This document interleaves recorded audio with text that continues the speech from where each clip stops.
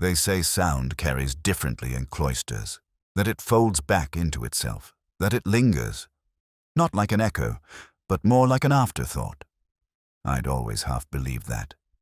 Then again, belief is something I've never managed to do wholeheartedly.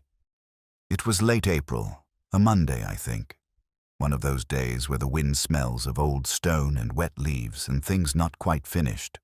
I'd taken my lunch later than usual, mostly to avoid the braying of a departmental retirement 2 staircases down.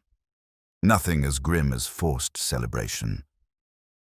So I sat instead on the bench across from Tom Tower, with a crossword folded across my knee and a small hip flask nursed in one pocket of my coat. The puzzle was easy enough. Too easy, really. All the clues hinted at rivers, Thames, Cherwell, Evenlode, as if the setter had grown tired halfway through and simply let geography finish the job. A small envelope had arrived that morning. No return address. Typewritten, slanted slightly. Local historian found dead in Cloister. No foul play suspected. That was all the clipping said. No name of the journalist, no photo, just a 2-column inch in the Oxford Times. I hadn't planned to care. I didn't know Ivor Crane particularly well. We'd nodded in the archives once or twice, exchanged the usual trivia, shared irritations over misfiled records, campus bureaucracy, the unforgivable shelving of Spencer under general poetry. But there was something about the phrasing that felt off. A death framed by omission. It didn't say he died of anything. Just that he had been found. As though it were the finding that mattered more than the fact. I read the note twice. The second time, I caught the date. 3 days prior. No mention in the bulletin at the station. Nothing flagged as suspicious.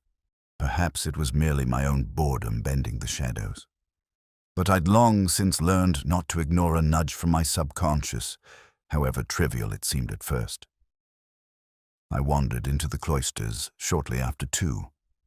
Not officially, of course. Just a walk. Just a man with an idle mind, as any old academic might be.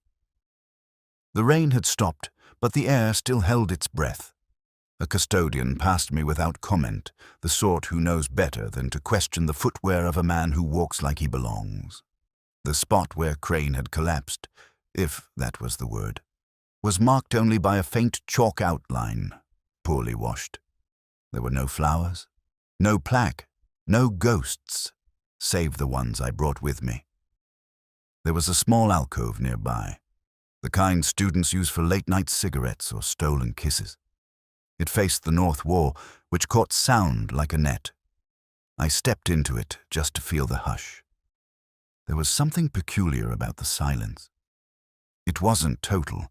It was measured, as if the air had been trained to hold secrets. I whispered something, half aloud. A line from a poem, maybe. I don't remember what. The sound folded strangely, doubling back on itself as though spoken a second time by someone a pace behind. The cloister murmured twice. It wasn't much. It wasn't anything, really. And yet I found myself taking out the envelope again, flattening its creases, noting the way the glue had lifted slightly at the corners. Cheap paper, a faint smell of dust and sandalwood. Academic, almost certainly. Lewis called me just then, asked if I'd seen the form for next week's departmental briefing. I lied, said I had, said I'd send it over. Then I asked him, almost carelessly, whether he remembered a Dr. Ivor Crane. There was a pause on the line. That's the thing with Lewis. His silence is more honest than most people's answers. Bit of a character, he said finally. Bit too clever for his own good. And then the line went quiet again. Just the soft buzz of a connection held, but not pursued. I remained in the cloister a while longer. There was no sound save for the birds, and even they, I thought, seemed unsure of the right song to sing. There is a particular quietness that dwells in libraries, not imposed but bred, the hush of vellum and forgotten hands. Not the kind of silence born from absence, but rather the press of too many stories competing not to be heard. It was in such a stillness that Dr. Ivor Crane had spent most of his latter years, hunched beneath a yellowed desk lamp in the South Archive, surrounded by box files of marginalia and the tired scent of foxed pages. Lewis met me just past the Radcliffe camera, cradling 2 coffees like an offering.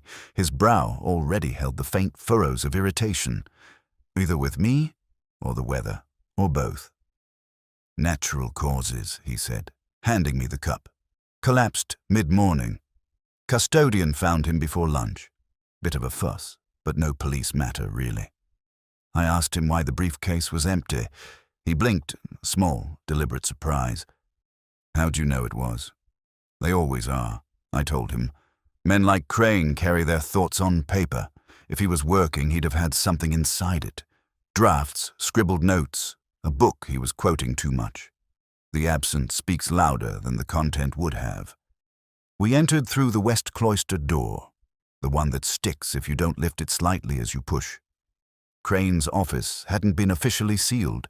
After all, there was no investigation. A courtesy visit, that was all. A final check-in, the euphemisms piled up like snow. His room was small, but thick with a kind of textual gravity. Shelves bowed under the weight of too many forgotten things. On the desk sat a decanter of cheap port, a pair of cracked spectacles, and an unfinished note. An academic submission, perhaps. Its tone was formal, though the ink blurred toward the end. The last word he'd written was resonance. It caught me. Not as a clue, but as a word. Resonance. Both sound and echo. Cause and consequence. Something that comes back differently from how it began. Crane had been a man who believed in echoes, even of the moral sort. Lewis flicked through the drawers with careful fingers. Not rummaging. He's better than that. Just a survey. A roll of mints, half-finished crossword, a dry pen. He held up a waste bin, inside which was a crumpled photocopy. A Latin verse, annotated heavily. "Here lies what should not be read aloud." The phrase was underlined twice, a careless mark, but not in Crane's hand. I recognized the difference in weight, the angle of the stroke. Crane's notes had always been upright, architectural, composed like prayer book columns. This was rushed, tilted, almost aggressive. I pocketed it quietly. Miss Fallow, the assistant archivist, appeared in the corridor just as we were leaving. Her gloves, thin, pale blue ones she wore even indoors, reminded me of someone, though I couldn't place who. She smiled, wan and perfunctory. "I'm afraid there's not much to say," she murmured. He'd been preoccupied lately. Mentioned misplacing a volume. I assumed it would turn up. I asked which volume. She hesitated. Just a beat, but enough to notice. Canticum Nocturnum, I believe. Something ecclesiastical. She didn't invite us to stay longer, and I didn't press her. Instead, I asked where the copy had come from. She said it had been part of the collection for decades. Crane had been cataloguing cross-references with Rowley manuscripts, the kind of thing that never truly ends. "And was he unsettled?" I asked. She gave a small, hollow laugh. "We're all unsettled, Inspector. But he more than most." She turned then and walked down the corridor, her footsteps muted against the stone. I watched her pause at the far end, open a door, and disappear into shadow. I stood there a while longer, staring at Crane's office. Something in the air felt unfinished. Not wrong, just incomplete. On the way out, Lewis asked if I thought it was murder. "No," I said. "Not yet. But it might be grief, written backward.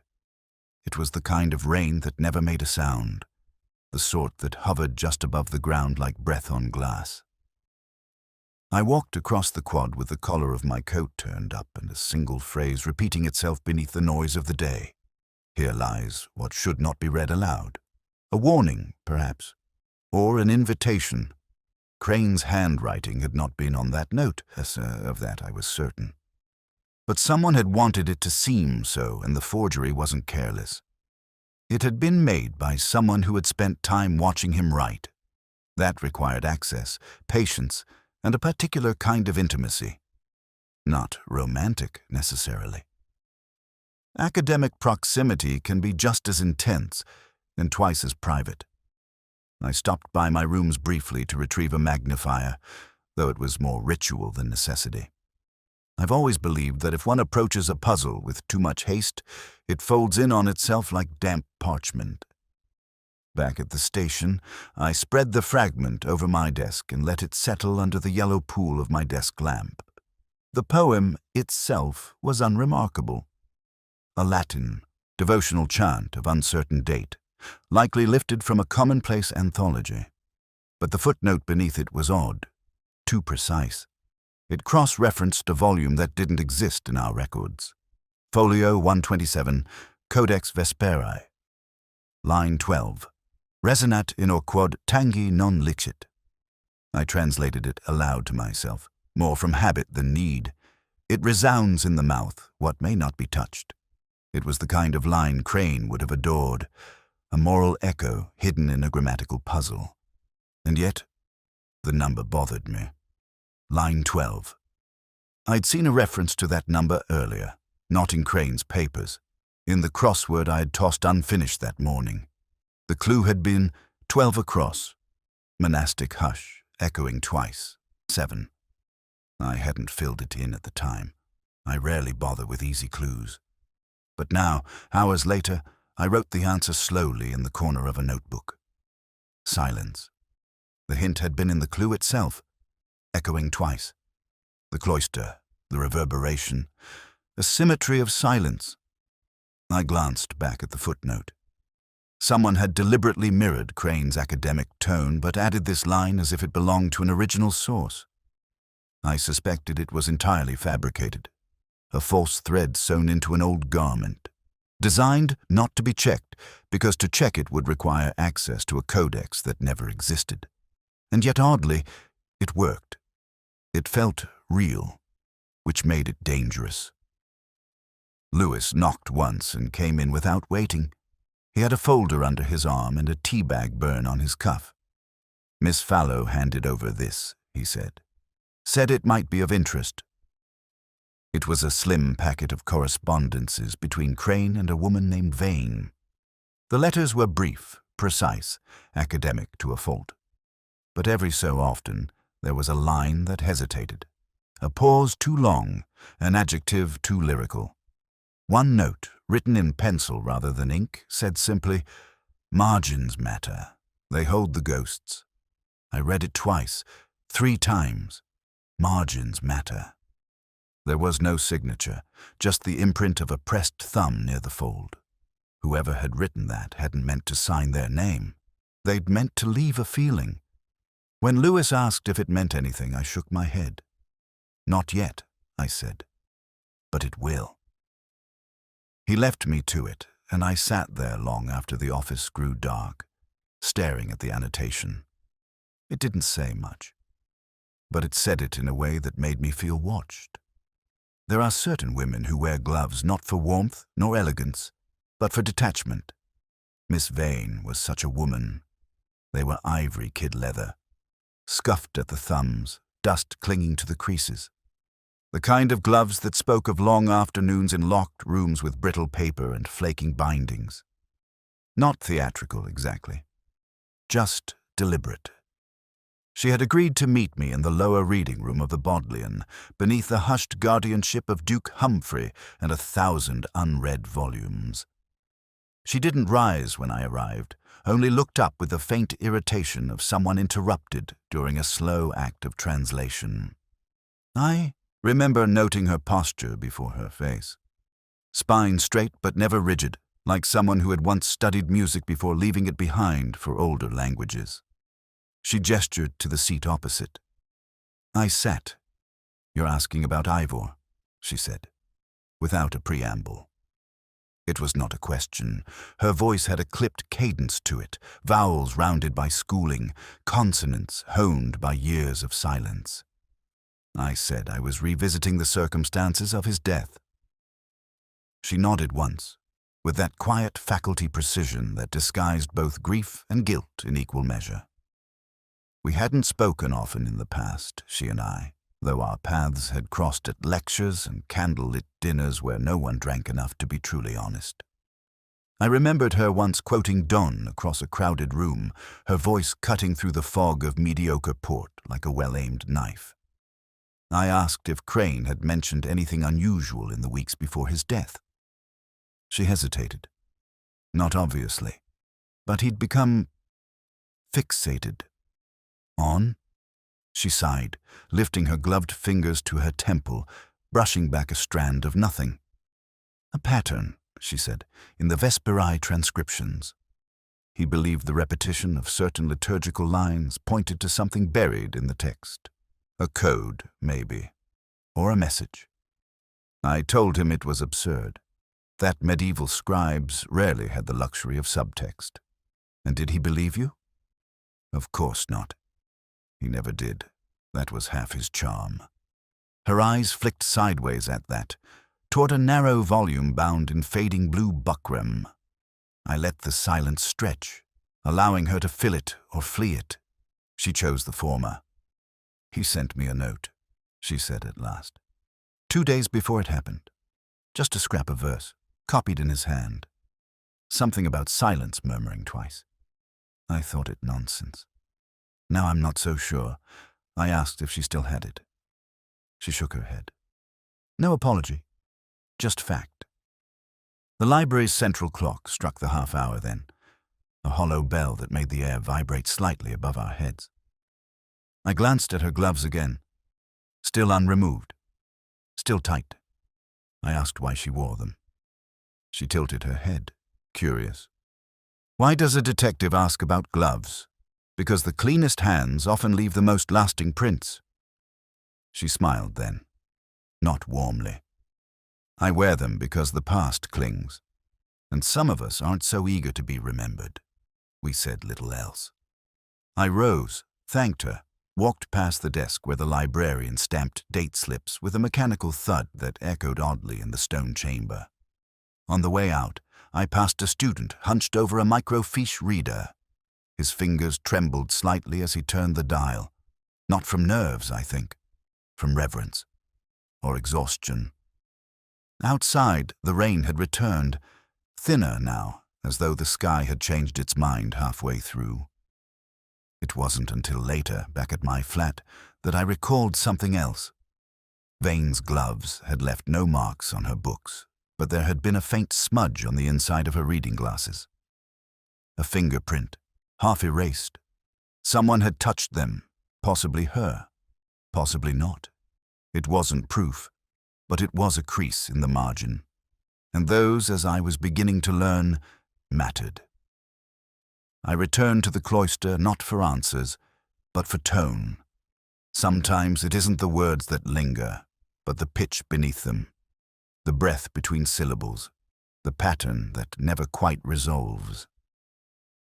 That day, the stone corridors held a stillness so complete it might have been scripted. Overhead, the sky offered nothing but the grey permanence of intention withheld. April again, but colder now. Colder in a way that only stone and memory can orchestrate together. Lewis trailed me by half a pace, his footfalls more solid than mine. He carried a small recorder, newly requisitioned. State of the art, he said, though I doubted it would pick up anything I hadn't already begun to feel. I didn't ask why he brought it. He didn't offer. We paused near the north transept, the same alcove Elder had described. Slightly concave, unremarkable in the daylight, just old stone, patterned faintly with lichen, a smear of damp. But when I stood within its curved walls and whispered, even softly, the air responded. Not with echo, precisely, not with repetition. It was more like mimicry, an after-voice. Lewis whispered something experimental. Nonsense syllables, a childish rhythm. The reply came half a breath later, slurred and broken at the edges. He shivered, didn't say anything else. It wasn't supernatural, of course, just architecture. But not all hauntings require spirits. Some are built by design, a floor repeated in stone until it becomes meaning. I closed my eyes and tried to imagine Crane here, alone, mid-morning, reading aloud, perhaps, to a recorder. He would have done so without self-consciousness. He had the scholar's gift for monologue, the arrogance of the quietly obsessed. Elder had said there was a tape, once, a recording of Crane's readings. Lost now, perhaps deliberately. But I suspected the loss wasn't accidental. Oxford is full of mislaid truths that were never really mislaid. I asked Lewis whether we had access to the college's AV log. He nodded, said he'd request it. I added that he should ask who last signed out the portables. It mattered. People borrow silence, but they return it altered. We walked then, slowly, beneath the cloistered archways. The place wasn't empty, but it held its inhabitants lightly. A gardener sweeping damp leaves into a silent pile, a fellow in a red gown carrying a folder too tightly, a couple walking close but not quite touching. Each figure seemed folded into the stone like marginalia, visible only if you looked from the side. It was Lewis who noticed the inscription on the pillar, faint, shallow, worn by time and lichen. Latin again. Not the full verse. Just 4 words. Resonet iterum tacitum. It murmurs again, silently. I traced it with my gloved finger, not out of reverence, but alignment. The script was old, but not ancient. I guessed 20th century.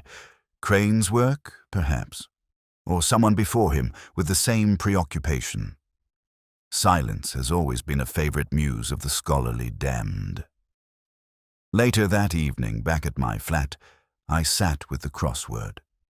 I'd neglected it for days now, its half-filled grid quietly accusing. The clue that caught me this time was 6 down, unvoiced repetition, cloistered perhaps. 7, a familiar rhythm. I filled in the answer slowly, without hesitation. Whisper. The letters fit, but more than that. They settled, as if the grid had been waiting for them. Outside, the rain began again, soft as breath on ancient walls. I poured myself 2 fingers of whiskey and turned off the light. The silence that followed didn't echo. It listened. They held the memorial in the chapel at 4:30, between evensong and dinner, the sort of timing that ensured attendance without inviting it. I arrived early, though not from any sense of duty. I dislike lateness. It implies a confidence in time's patience I've never possessed. The pews were sparsely filled, a smattering of scholars in varying degrees of black, a few students who came out of either guilt or obligation, and a tall man with damp cuffs who might have been a porter. Miss Fallow sat near the front, her posture immaculate, her expression unreadable. I scanned the row for Clarissa Vane and found only absence. The dean, too, was missing, though his name lingered in the printed order of service like an unfinished sentence. No hymns were sung. A few dry words were spoken about Crane's dedication, his unfailing rigor, his deep affection for lost texts. No mention of his voice, or his loneliness. The chaplain's eulogy ended not with prayer, but with a pause that wasn't quite long enough to pass for silence. Outside, the courtyard seemed unchanged. Buttered stone beneath a wintered sun, scaffolding draped with tarpaulin, and the vague smell of damp from a nearby drain. I lit a cigarette I didn't want, and watched the students file past without speaking. One of them, a thin boy in a coat 2 sizes too large, brushed past me and muttered something. Maybe shame, maybe shameful. It didn't matter. In either case, he was right. I turned back toward the porter's lodge and asked for the key to Crane's rooms. The man behind the desk didn't ask why. He simply passed it across the polished oak with the weary elegance of someone who has passed too many such keys in his life and found nothing in the return. The rooms were on the second floor of staircase H, an unremarkable climb to a door with peeling paint and a knocker shaped like an owl. Inside, the air was still. Not stale, not fragrant. Just still. A stillness that came from halted breath, from the absence of ritual. The room itself was modest.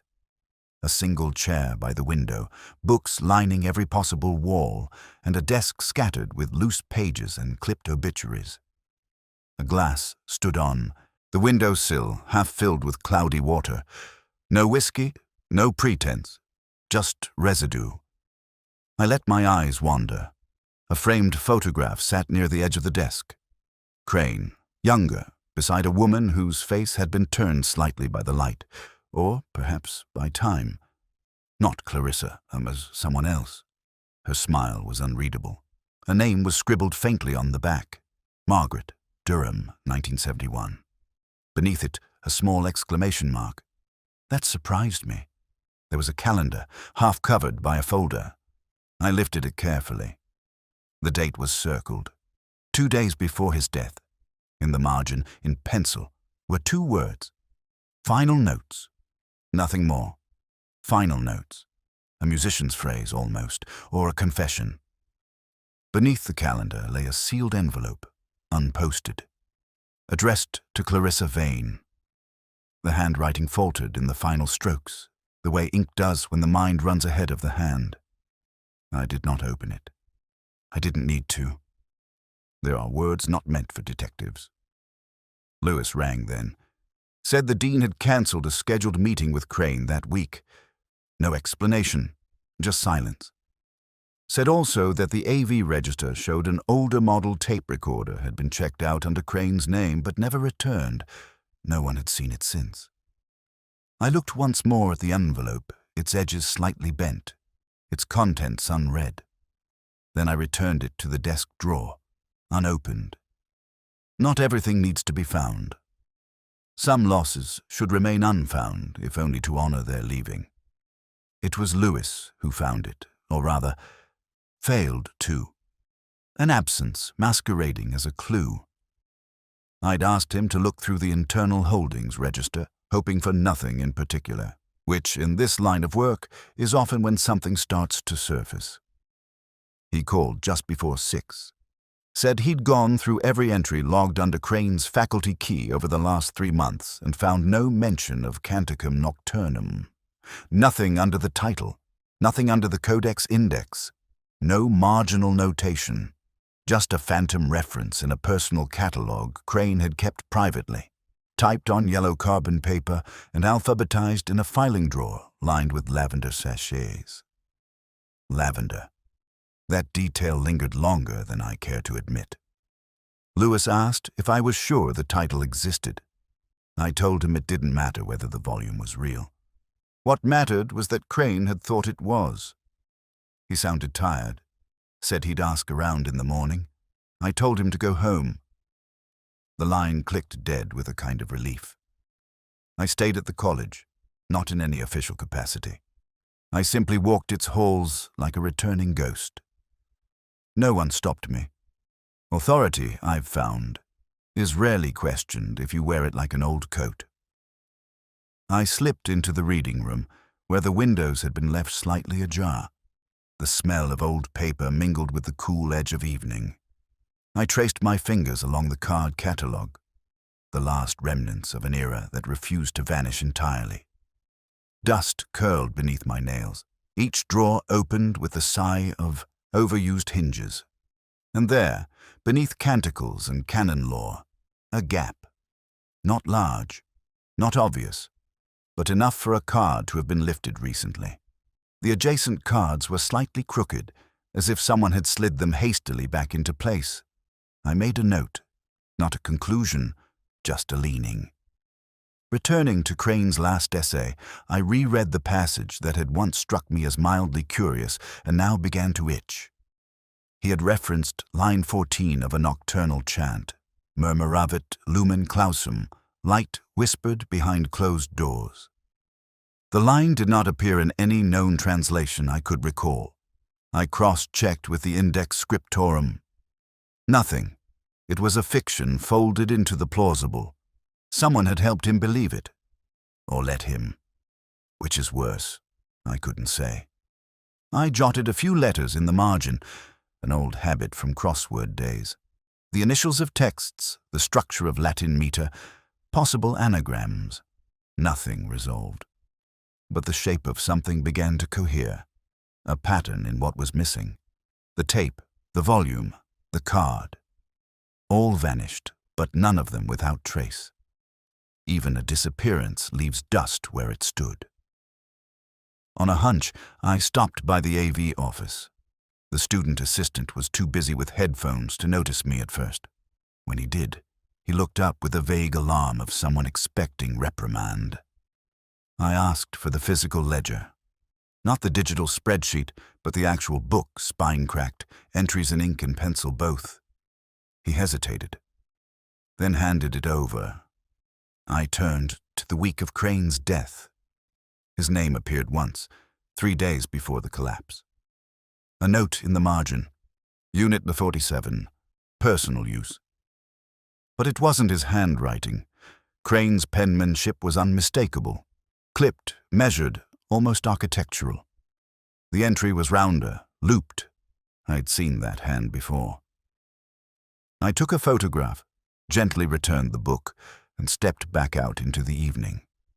The quad had darkened. The lights inside the chapel cast long reflections onto the wet stone.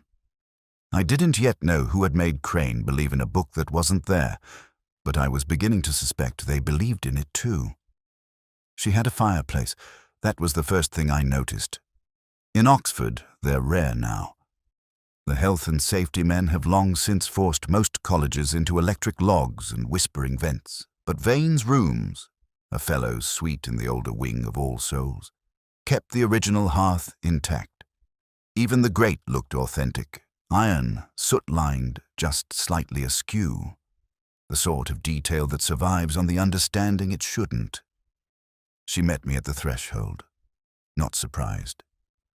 Her gaze paused on the lapel of my coat, where a stray raindrop lingered like punctuation. "You don't usually come without calling," she said. I told her I rarely do anything usually anymore. The smile she gave me was the kind scholars use to pass judgment. Not unkind, just final. She let me in. Her rooms were immaculate, in the way that suggests meticulous rearrangement.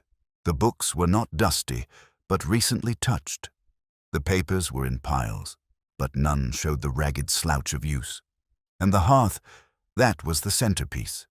No fire, only the thin grey halo of what had been. Ash settled faintly around the grate's edges, like breath caught in a throat. I said nothing. She didn't invite me to sit. "You've come about Ivor." It wasn't a question. I told her I'd been revisiting the catalogue, the missing volume, the tape, the oddities of a scholar who, until recently, had been considered obsessive but harmless. She poured tea without offering. Her gloves were gone now. Her hands, pale, long-fingered, moved carefully, as if she were still handling vellum. "You think someone helped him fall?" I said I thought someone helped him believe. She stirred sugar into her own cup but left mine untouched. He was chasing ghosts, Morse. Monks who left footnotes in candlelight. Songs that no one sung in 500 years. He wanted to believe there was meaning buried in the margins. And wasn't there? I asked. She looked at me then. Really looked. There's always meaning. That's the problem. I stepped toward the fireplace, bent slightly, picked out a sliver of parchment that hadn't quite surrendered to the flame. A curl of ink, faded, illegible. Possibly musical notation, possibly nothing. I held it up between thumb and forefinger. This wasn't Crane's script. She didn't deny it. Some truths deserve the fire, she said, and others. She met my gaze again, and this time there was no judgment, just tiredness. Others deserve to remain unfinished. I turned the parchment over. The underside had been burned more fully. Only a corner survived, marked with the tail of a treble clef, or perhaps the flourish of a Latin ampersand. The air in the room had a smell I hadn't noticed when I entered. Not wood smoke, not tea, charred glue, binding, something old and meant to last. She leaned against the mantel, letting her fingers brush its edge. Her nails were clean, short, recently trimmed. He asked me, she said quietly. Weeks before, he asked if I would help him keep it secret. I said no, but I didn't say it loud enough. I set the parchment down on the tray between us. It fluttered slightly, then stilled. Why burn it now? I asked. Because someone else was going to find it, and they wouldn't have understood. Or they would have, I said, and that was worse. The silence that followed was too complete to be accidental. She walked to the shelf and pulled a book without looking. A blank binding, no title on the spine. She held it like something already known. There's nothing left to read, she said. I left her then, the parchment cooling in my coat pocket. Outside, the street lamps had begun to reflect off the wet cobblestones, making everything shimmer with the suggestion of movement. I walked back slowly, each step accompanied by a thought I couldn't name. Some people destroy things to hide them. Others, I think, destroy them to preserve what they were before they were found. There are kinds of silence that imitate presence. The hush of libraries, for instance, not the absence of noise, but the layering of thoughts held just below the whisper. And then there are places where sound, when it does emerge, betrays something it shouldn't. The cloister, particularly the north arcade of St. Ethelreda's, was one of them. That evening I stood just beneath its curved arch, my breath misting in the air, my coat damp at the collar. The wind had died entirely. Even the leaves had the decency not to move. Lewis arrived with a nod, the tape recorder tucked beneath his arm like a confession. He asked if we were really going to try it. I told him we were already trying. We positioned the recorder on the old stone sill where Crane had often stood.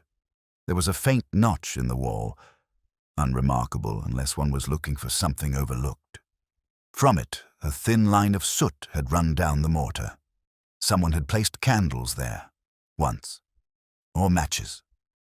Lewis pressed record. I whispered the Latin line from Crane's last notes. Murmuravit lumen closum. Light whispered behind closed doors. The cloister answered, not with echo, with something else. A second voice, mine but not mine, returned the phrase half a beat late.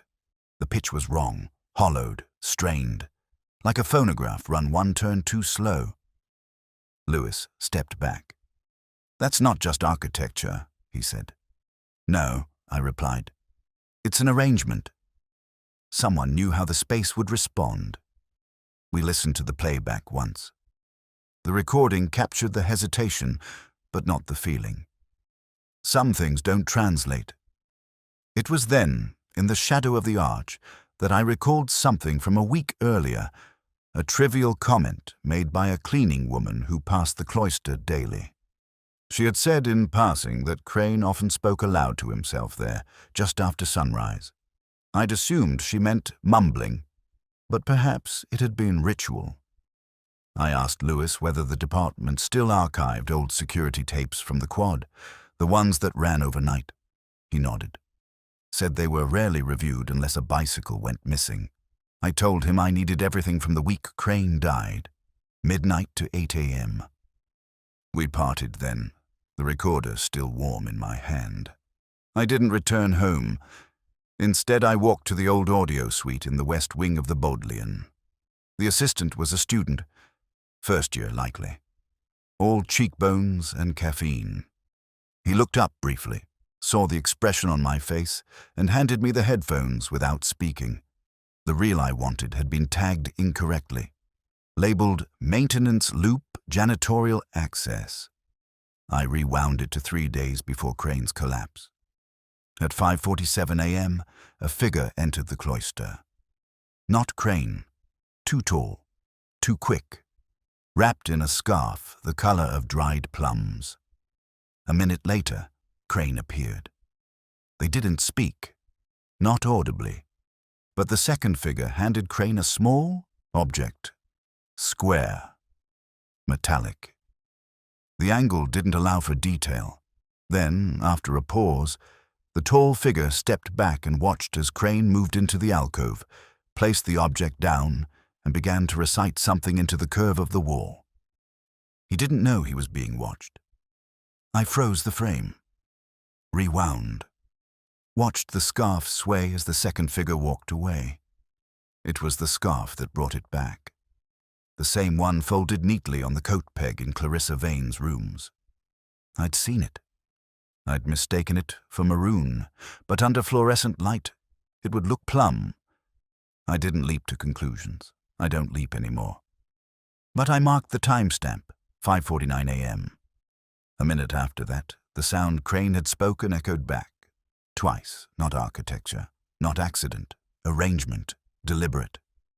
There's a particular cruelty in misleading simplicity, the kind found in crossword clues that look innocent but hide an extra layer of spite. I remember once spending half a day on a single line that read, "Dean's dismissal stirs echoing doubt," on 7. The answer had been skeptic, hidden within 3 levels of double meaning. I thought about that clue often as I reviewed the college's archival logs that night. Not because it offered guidance, but because it reminded me how error, when disguised well enough, feels like logic. Robin Elder had seemed plausible enough at first. Earnest, quietly evasive, a little too keen to be helpful. I dismissed him early on as a peripheral detail, a student of Crane's with more anxiety than guile. But then came the footnote. I was reviewing Crane's final academic submission again, the one rejected by the Journal of Monastic Studies for being too speculative, too ambitiously interpretive, their words. At the bottom of the second page, barely visible in the photocopy, was a citation to an obscure 18th century ecclesiastical gloss. The source, Apologia Psychitatis, annotated edition, referenced in line with page 47. That didn't exist, not just the page, the entire edition. I knew because I'd spent 2 years of my own undergraduate days pretending to study that very text in order to impress a woman who quoted Aquinas the way others quoted Shakespeare. The book Crane cited was invented, but the structure of the citation was familiar. Too familiar. In Elder's own dissertation, submitted under Crane's supervision, the same reference appeared. Identical formatting. Same page. Same non-existent publisher. Thames and Pevensey Academic Press, which I now realized had never released a single actual volume. I returned to my notes from Elder's interview, flipped back through the transcript. He'd mentioned Crane's eccentric margin habits, a phrase I hadn't thought twice about at the time, but now it seemed oddly defensive, as if he'd been preempting discovery. I visited the undergraduate library just before closing. The student on duty recognized me, offered no resistance. I asked for Elder's borrowing. History. Technically confidential, but protocol bends under the right kind of silence. There it was. Canticum Nocturnum, signed out under Elder's name 2 months before Crane's death.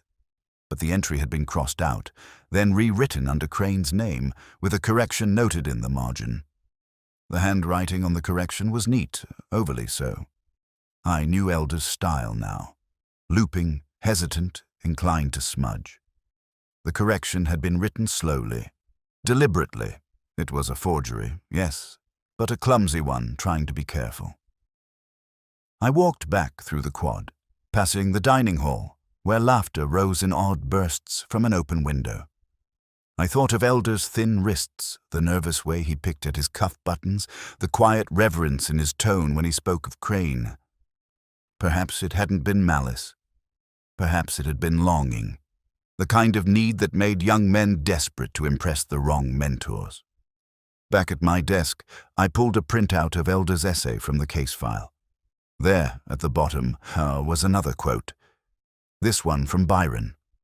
Or, so it claimed, truth walks in shadow, but whispers to the brave. It wasn't Byron. It wasn't anything. I typed it into the university archive. Nothing, not a trace. But I'd seen it before, handwritten in Crane's notebook, attributed to no one. The quote had been lifted, or gifted. Either way, it had become something else. A signature, perhaps. A silent admission. I sat back, eyes heavy, throat dry. I hadn't had a drink in hours, but the ache in my temples had returned. False references, fabricated books, misattributed quotes, all red herrings, but one of them had bled just enough truth to stain the margins. It was raining again.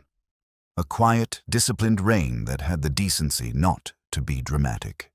The sort that didn't wet your coat so much as remind you that you had one. I stood beneath the cloister arch, watching rivulets collect in the stone grooves, wondering how many conversations in this place had been conducted at a whisper and how many had required even less. Lewis had passed on the message that the dean was at home, unexpectedly. His appointments cancelled, his phone unanswered, his door unlocked. I said I'd walk over. No sirens, no uniforms. I wanted this part done without translation.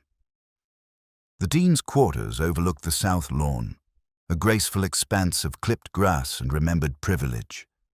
The room smelled of ink and wax polish, the sort of scent that adheres only to old books and older denials.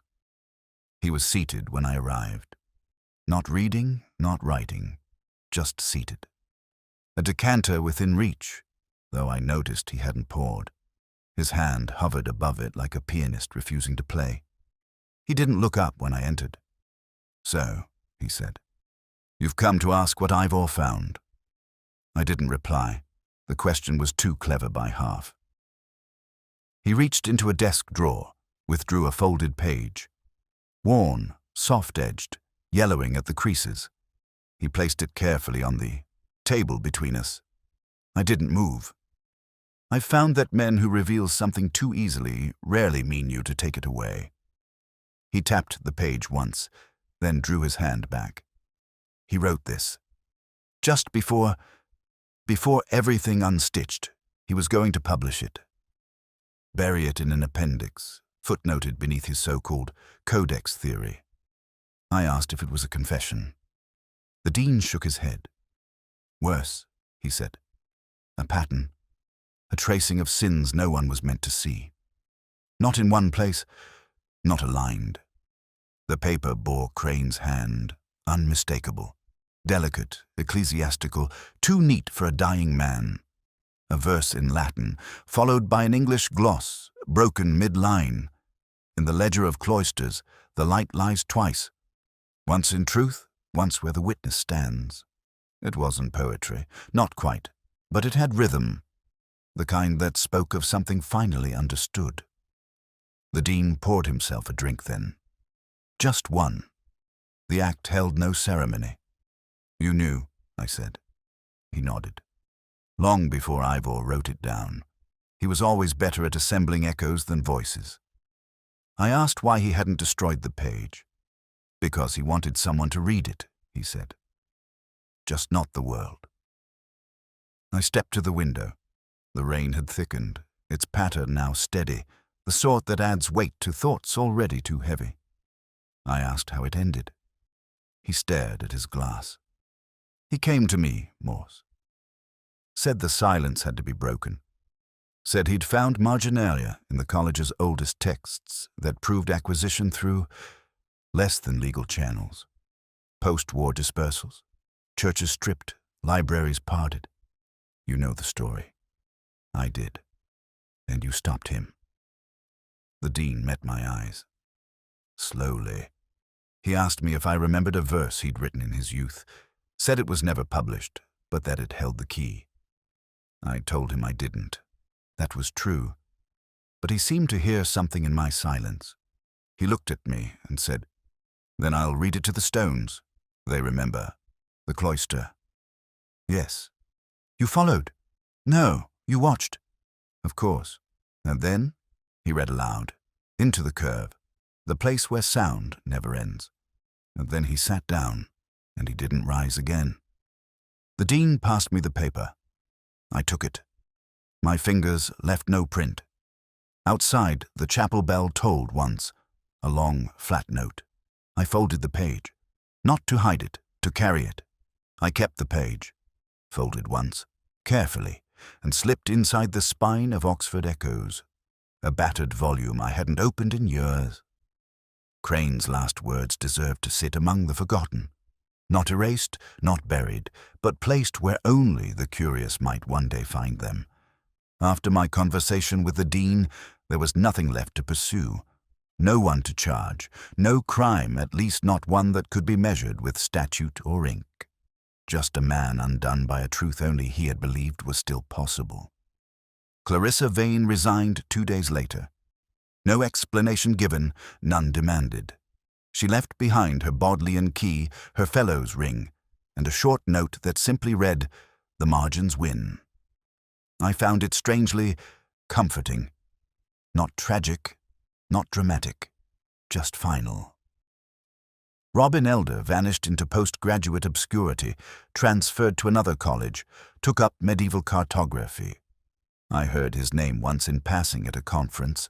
Apparently he was mapping the symbolic silence in illuminated texts. There are worse ways to disappear. The tape was never found, nor the original manuscript, if it ever existed. Just faint echoes. A quotation here, a library stamp there, a warmth in the air that shouldn't have lingered. Lewis asked me, some weeks after, whether I'd found what I was looking for. I told him I hadn't been looking, just listening. He frowned in that way of his, the expression that suggested either disappointment or respect, depending on the light. I left it at that. One afternoon, not long after, I returned to the cloister. Not with intent. I was passing by, and the rain had started, and there are only so many doorways in Oxford where one can be alone. The space was empty, the echo still there. I whispered a phrase, any phrase, and waited. Nothing replied. Or perhaps something did, but not in words, the kind of echo that's quieter than silence. I sat on the bench where Crane had been found, folded my coat beneath me, and stared at the wall opposite. There was a faint stain still visible, though whether from candle or chalk I couldn't say. I took out a crossword. The clue was final note, undecided, found in sacred chant, 7. I didn't fill it in, not then. I listened to the rain-hit stone and thought about all the sounds Oxford holds that no one claims. The hush of pages turning under moonlight, the creak of floorboards in empty libraries, the sigh of someone realizing a line of poetry has outlived its author. I thought of Crane, of the verse he never finished, of the silence he taught me to hear. The clue eventually answered itself. Requiem,